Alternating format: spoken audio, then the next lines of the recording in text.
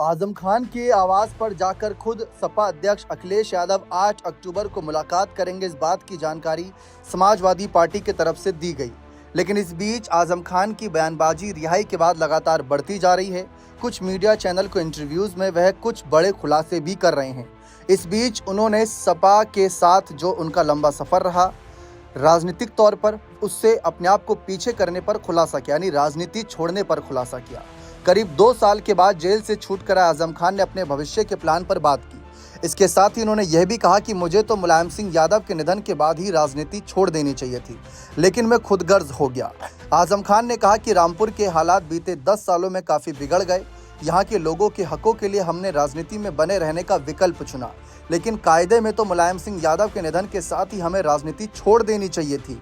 आजम खान ने कहा कि मुलायम सिंह यादव के जाने के बाद हमें राजनीति छोड़नी चाहिए थी, लेकिन हम खुदगर्ज हो गए। आजम खान ने यह भी कहा कि वजह थी कि लोगों का दर्द आंखों में था और कुछ काम अधूरे थे। इन कामों को पूरा करने की खुदगर्जी ने हमें बहुत जलील कराया।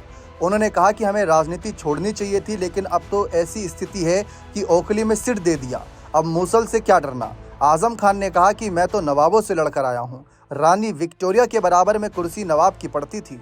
उनकी ही गद्दारी के चलते 1947 तक देश आज़ाद नहीं हो सका।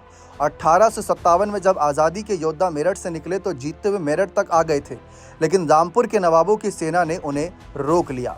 सपा के राष्ट्रीय महासचिव ने पार्टी छोड़कर बसपा में जाने के कयासों को भी गलत करार दिया। उन्होंने कहा कि ये तो बचपने की बातें हैं, मैं तो पहले भी सपा से निकला नहीं था, बल्कि मुझे निकाला गया था। मुलायम सिंह यादव ने मुझे मजबूरी में पार्टी से निकाला था और फिर मोहब्बत में वापस लिया। उनका और मेरा तो रिश्ता ही अलग था। दरअसल 2 हिस्सों में जेल यात्रा के साथ ही आजम खान लगभग 5 वर्ष सलाखों के भीतर गुजार चुके हैं।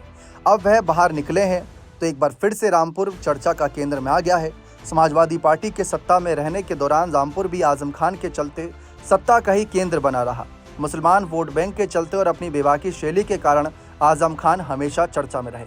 अब अखिलेश यादव से मुलाकात होगी, लेकिन मुलाकात से पहले राजनीति छोड़ देने की बात करना और ये भी कहना कि जिस तरीके से हालात हैं उससे क्या ही डरना, तो काफ़ी कुछ सियासी संदेश देता है। बने रहें चैनल के साथ। बहुत बहुत शुक्रिया।